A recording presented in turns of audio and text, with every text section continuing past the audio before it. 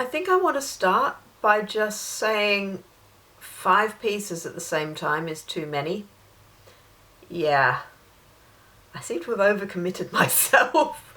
And even though the 5th one is not really a piece, it's a reworking of an old piece, it's just... I'm finding it really hard to get my brain together on any of them right now, which is one of the reasons why I've procrastinated on filming this for so long.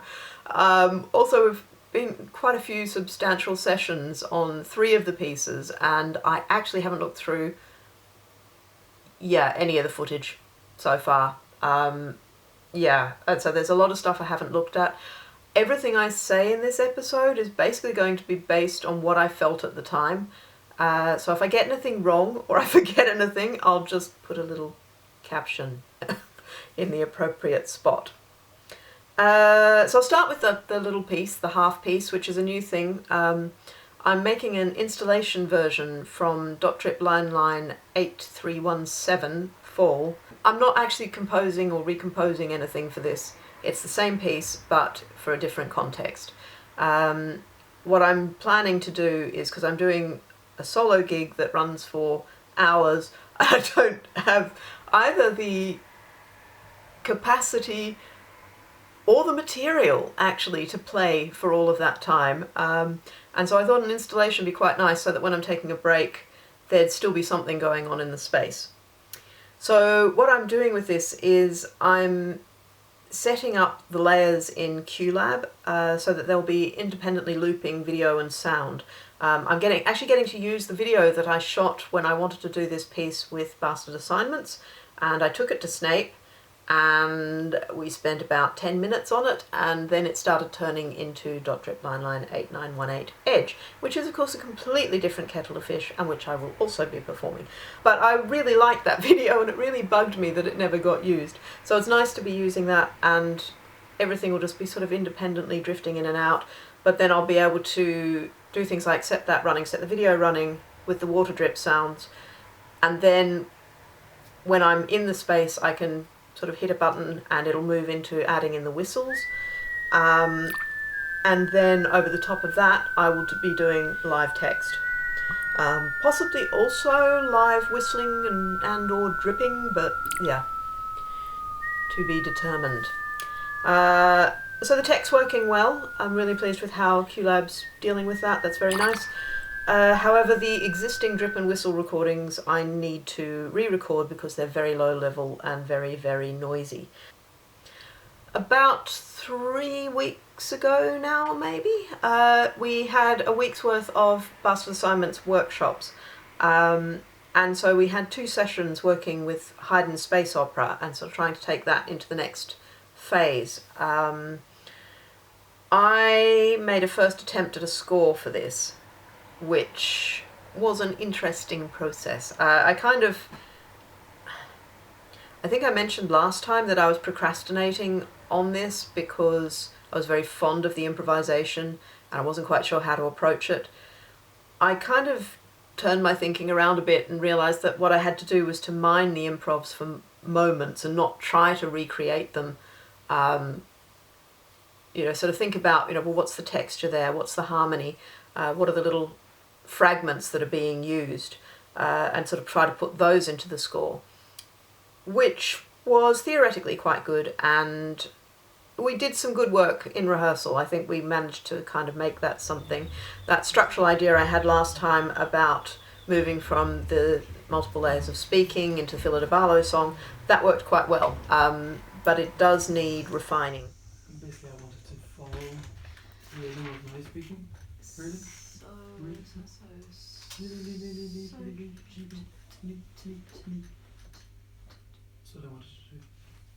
in a sort of non-musical way. So he should be struggling, and I should find it easy. That'll be good.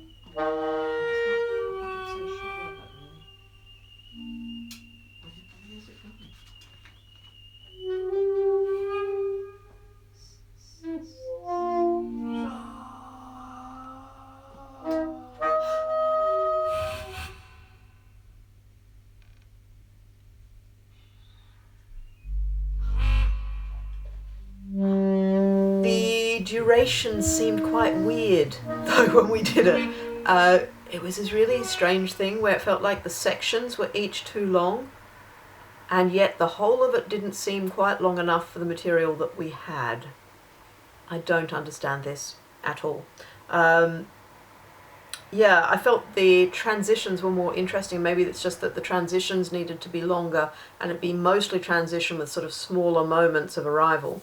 That could work, but I think there's a lot of work to be done on that. We did some more new improvisations, so there'd be more material to mine and sort of trying out different sort of combinations.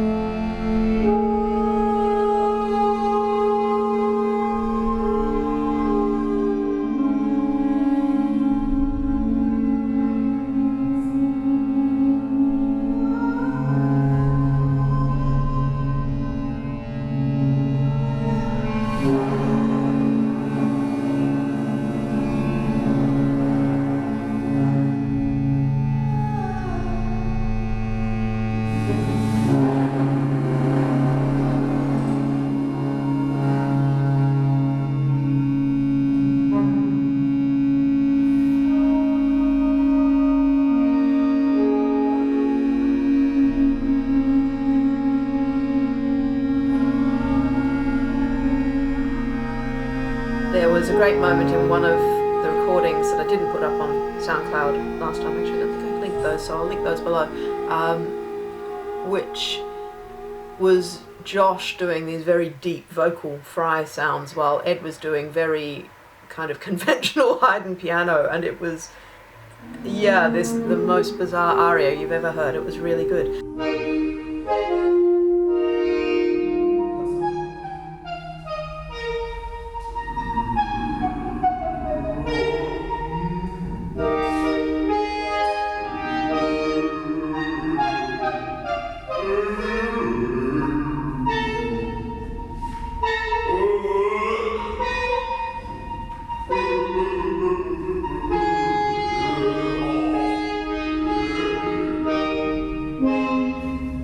So we had a go at that and some other things, and yeah, I mean, we gathered more material really, and I felt though that the score approach wasn't terribly effective. The guys seemed to feel a bit constrained by it, which hadn't been my intent. My intent was these bits were good, do something with them, you know, take them wherever they need to go. But clearly that didn't come across. Josh has suggested an alternative approach, which is to make A3 prints of each image that then everybody annotates themselves. Maybe I do like a general thing about what the feel of it should be, what the texture should be, what the trajectory is. You know, really broad brush strokes with that. But yeah, it might be an option. Ed was kind of all for throwing out the score and just going back to the images and just improvising on them. But that's a bit too loose for me. I'm too much of a control freak, and I just feel that we don't play together often enough to reliably pull off that kind of free improvisation in a gig. We are quite good together, and I will say we have our moments, but I think to make that the whole piece, I think you need to be really tight and playing together all the time, which we aren't. So the whole thing has been a little bit frustrating, I have to say. I had some good conversations with my supervisors last week, and in particular after my supervision with Robert, we've been talking about how I was approaching this, and I had a couple of ideas after that which I think were quite helpful.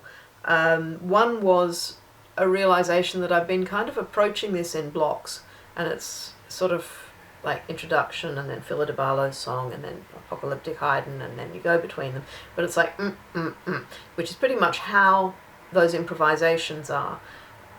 And it occurred to me that maybe I need to be layering these up a bit and sort of taking something from one thing and putting it over the top of Phila de Barlow's song and trying to sort of blur those edges a bit more. Maybe then it'll all come together a bit better, and feel a little less second-hand than it does now. So that was helpful. I also had an idea that, I mean, improvisation might very well have a place in this, simply because this was a 2 a.m. idea, simply because the material they're based on are improvisations. I just write whatever comes into my head, and then I draw whatever drawing is sort of, I choose my crack photo and I draw that. And that's how they were structured, or anything else that's done with them. It's just all improvised. And maybe it's an appropriate thing to have an element of that in the work. But I do still need to think about how that can really be done. The other thing was a realization that this is my first post-Snape piece.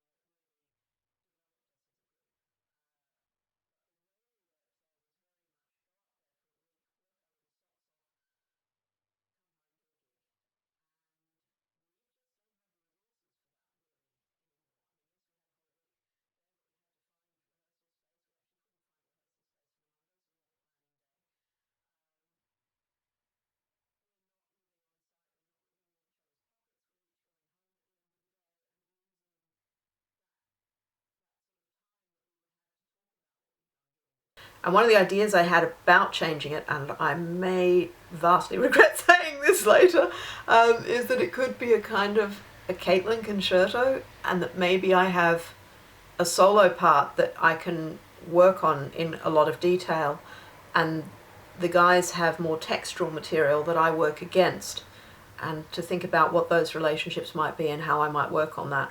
It's something I think is possibly worth exploring.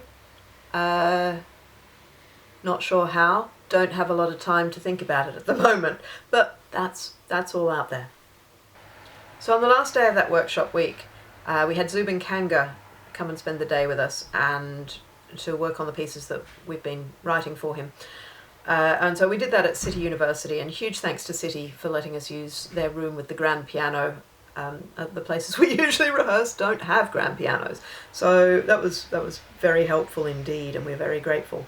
Last time I spoke about this piece, I was talking about pitch ciphers and intervals and so forth, and what Zubin was going to play on the keyboard, and then how he's going to slide under the piano, and basically all that's gone now. It's all gone. I went to the Whitechapel Gallery's Fluxus exhibition at some point in the last few weeks. I honestly can't remember when.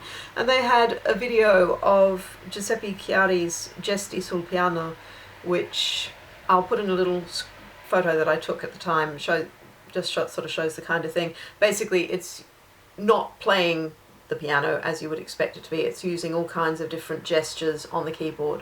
And so there's a lot of clusters in that material. And I was thinking that might be perhaps a more interesting way to approach the pitch material in this piece, that might perhaps have more of a connection with how Zubin plays under the piano, which is sort of knocking and, sort of stroking, tapping.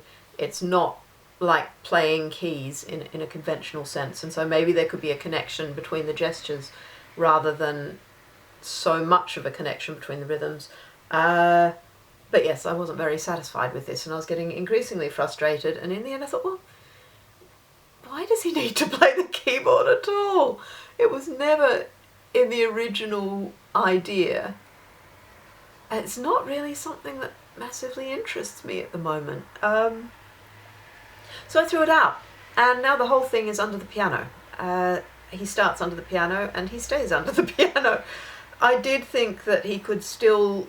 that whole idea of Zubin's in a box and I'm pushing him down could be like backstory, sort of behind the scenes, as a way of setting up the situation for him under the piano. Not something that the audience would be told necessarily, but just kind of to give an idea of why he's under there, what the mood is for him while he's performing it. And I was thinking I could still retain that idea of him creeping up the side and placing an ebow, because I really did want to get the ebow in there. But that was sort of quite awkward, both visually, physically, and conceptually. And then Ed came up with a fantastic idea, I have to say. So started talking about Joseph Beuys's piece where he wraps up a piano in felt.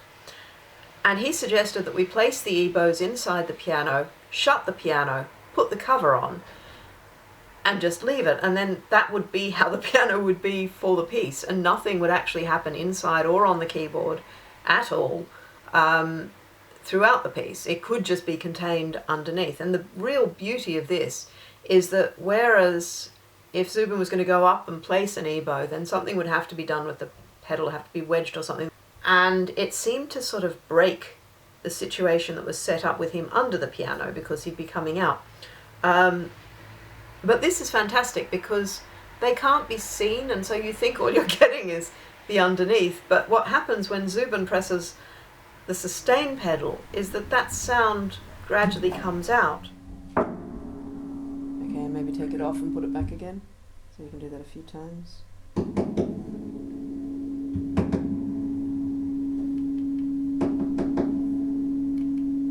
And so he has a lot more control over that than if, say, we'd wedge the pedals, which is what we were playing around with in the very first session. And it also led to some really interesting physical contortions for the poor guy. So we tested out a few things. I'd taken along a bunch of, shapes and movements, really, that I wanted him to test out.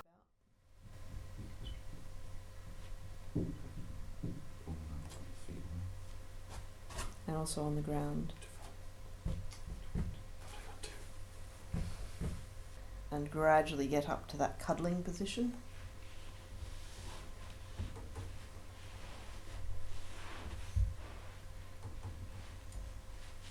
This one? Yeah. Arms right around. Underneath on the ceiling, as it were. Yeah. And then as they come down, turn, which I know is going to be hard with the carpet. Oh, yeah. Again on a slate floor.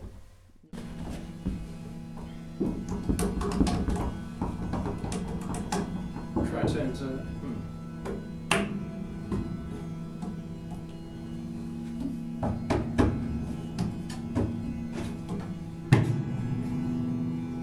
Zubin has come up with a great idea, which is he's posed the game Twister as a model for the score, which I think is marvellous because I think it's all the pianos are different is the thing. They're all a bit different underneath, and while they'll all have sort of areas of pitch and they'll have beams, and they're constructed in kind of a similar way, but they're not all the same. And so that idea that maybe it's more of a choreography of hook your left leg around there and sort of reach back as far as you can, that kind of thing might actually work better, or at least serve as something to hang more detail on. Impedimenta has progressed. We've actually had 2 workshops since I last filmed to test out sounds and approaches, basically. And it's been through quite a lot of changes. So where we started with this was the plan was to make a series of miniatures on the grounds that miniatures fit into everybody's busy lifestyles. And then we had one session, and by the end of it, it was no longer miniatures.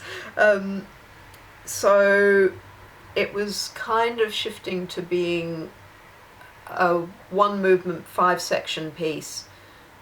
Now it's sort of a 1-movement 3-section piece with a trajectory that is vertical. We seem to be... We've been messing around with ladders and thinking about Jenni sort of going up, and as she goes up, the attachments on the flute get longer. Something like that. It's still all very vague because we keep talking about things and then going, but we were going to do this. So we've still got to work out how that's going to happen. I had preferred the idea of a ramp rather than a ladder so that her movement backwards could be more gradual and less steppy. But I think she's right that this is not a practical solution. The plan is to perform this at her university in Leeds and probably in other places too. So whatever we come up with, we have to cart around the countryside, possibly by public transport. So yeah, I think the ramp is out, alas, because I really like that idea. So we've tested out a bunch of different stuff. I can't remember if I said last time, but I had this idea thinking about Jenni's interest in ecological issues and my research and my studio and all the vast amounts of stuff that I have here. And so I'd had this idea that I suggested to her that perhaps all the things we suspended could be stuff out of my studio. And she liked that idea. And so for that first session, I brought along a little pot of all sorts of bits and pieces that I have up here. And so we tinkered with those, and that was going quite well. And what I've found by the end of the second session, though, was that I felt that the look of it was a little bit ridiculous, and it wasn't really conveying much meaning. And I personally am thinking that we might do better to move away from that, be more precise with the weights that we're suspending, because we've had a lot of trouble finding heavy things here. They're either like big and expensive, like the laptop, or they're quite light and inconsequential, in which case they make no difference to the sound whatsoever, which has been a bit frustrating. So there have been a few things we've found that have been really good. Jenni ratted through some of my boxes and found actually a Christmas decoration that I bought in Australia as we were packing up all our stuff a few years ago that I'd completely forgotten about, but which I also don't want to be accidentally destroyed by it bashing into furniture or whatever. So I think the answer is possibly to weigh things like that are working well, and find another approach and be more specific about it. So we went through a few different approaches with this. We've tried tying things through the open holes of the flute. We kind of started with that, which worked well, but we very quickly realised that once you tie something through the open hole of the flute, it perpetually props that key open a little bit, and therefore you lose every note that's underneath that, the note that's associated with that key, because it's always open and the tube just stops there, and that's where the air gets out. So that's good, but has limited application. It's not something we can do all up and down the flute. So we started testing out attaching things to levers, which worked a bit better, and we discovered quite quickly that once you added a weight to the end of whatever it was that you'd put over there, as you move even slightly, it starts a pendulum effect with these weights that at various points sort of activate or deactivate the thing that they're attached to. And in the case of some of the levers, where we had a ribbon attached to a lever that would sometimes activate its lever, but sometimes also cover up the open hole in the key that was underneath it, and so it would sort of slip on and off the key as it moved. And so we messed around with sort of moving backwards and forwards quite a bit. Yeah, we've got to work out how to do this. Jenni is very suspicious of performer movement like this, and she is right to be. We need to approach it with care. But I think there's some good effects going on in there, and we're coming up with some interesting sounds, and we just need to sort of keep playing with it, I think, and keep thinking about it.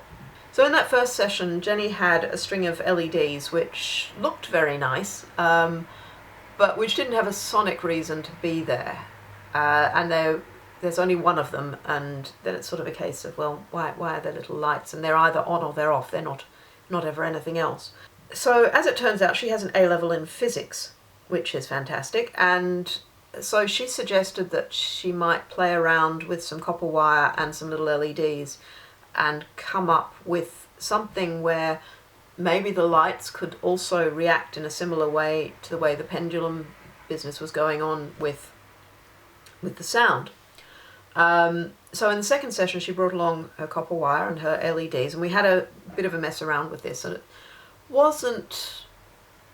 it kind of was successful, but it wasn't successful. So it needs more thought, but it's something we're still working with, but also trying to find a way that this might be really effective, not just, oh, they've turned on some lights. But in the course of doing this, we came across my favourite sound of both sessions, and indeed I feel that this particular combination could even be the entire piece as far as I'm concerned. So the first thing was that Jenni said, oh, do you have a contact microphone? And I said yes, and so we got it out, we taped it over the end of the flute, and plugged that into the interface and into the laptop, and so we're able to sort of hear that, and the key clicks sound great through it, and you get some wind noise, not a whole lot. And what we had at that point was copper wires hanging down, and that they were sort of the suspended thing. And I said, look, I just want to put this idea into practice that I had originally, which was that I'd known that I had a viola string lying around that I wanted to do, and I thought, well, it'd be really cool actually if you had the viola string, and if I could get enough tension on that I could actually bow it. As it turned out, the viola string doesn't sound very good, but the copper wires sound great. Really, really good.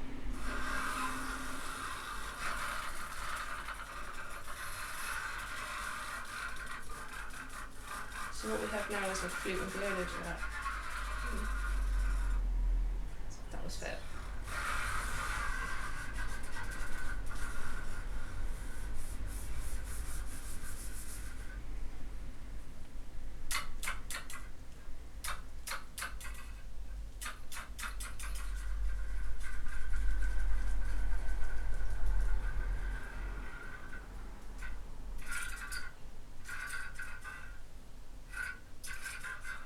You not liking this one? I do and I don't. And I'm kind of loving that. I'm kind of loving that idea that, you know, she's playing her instrument and I'm kind of playing mine. And you've got that sort of reflection of the horizontal flute, the horizontal bow, but all of it to do with these vertical preparations. So I really like that sound, and I really want to do more with that, but we'll see where that goes in the next session. I did make a cipher for this piece. I'm not having much luck with these lately, but I'm not massively attached to it, and Jenny's not really that interested in it. It was just something that we discussed at the end of the first session, so I did it. I put it up on the blog. So we actually haven't used it, but it's there, I think, if we want to get a bit more structured about the pitch material we're using. Jenny doesn't feel it has enough of a connection to the material for her. She prefers to find her pictures in other ways. For me, I like the connection that ciphers have generally with the title, with language, pretty much. But yeah, it's there. Something may come of it, maybe not. Anyway, that's it for this time. Thank you very much for watching. As always, if you've got any comments or questions, please leave them below. And I'll see you in the next episode. Thanks. Bye.